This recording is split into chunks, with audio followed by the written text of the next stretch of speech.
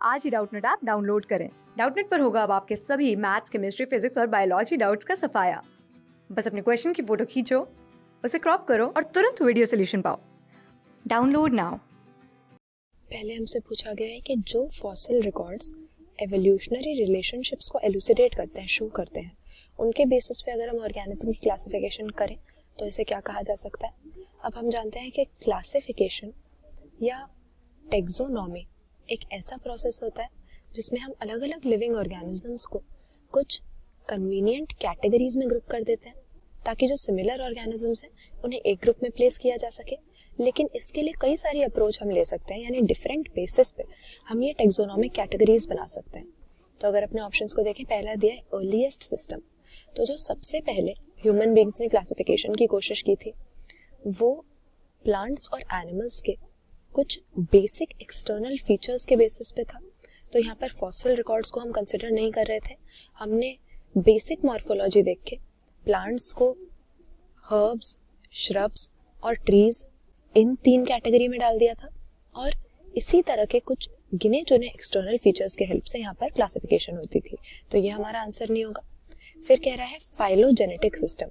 ये यहाँ पर हमारा सही आंसर हो जाएगा, क्योंकि हम देखते हैं कि आज की डेट में इसी सिस्टम के अकॉर्डिंग हमने जो टेक्सोनॉमिक कैटेगरीज बनाई हैं उन्हें माना जाता है, क्योंकि यहाँ पर सिर्फ एक्सटर्नल फीचर्स को नहीं बल्कि क्लासिफिकेशन करने से पहले ऑर्गेनिजम्स की एनाटॉमी, इनके अल्ट्रा स्ट्रक्चर यानी इनके सेल का जो स्ट्रक्चर है और बॉडी का इंटरनल स्ट्रक्चर है, इनकी एम्ब्रियोलॉजी, इन सब चीज़ों को भी कंसिडर किया जाता है।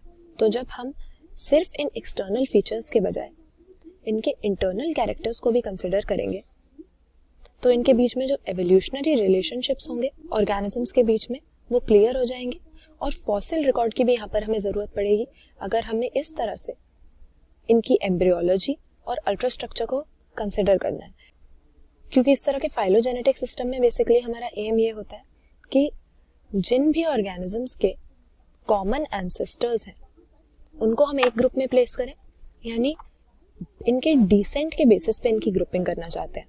तो ऐसे में हमें फॉसिल रिकॉर्ड को देखना पड़ेगा ताकि एवोल्यूशनरी रिलेशनशिप हमें इनका पता लग जाए कि एवोल्यूशन के दौरान किस टाइम पीरियड पर ये कॉमन एंसेस्टर में से निकले थे और फिर कैसे इनका डिसेंट हुआ या ये अलग अलग स्पीशीज बन गए।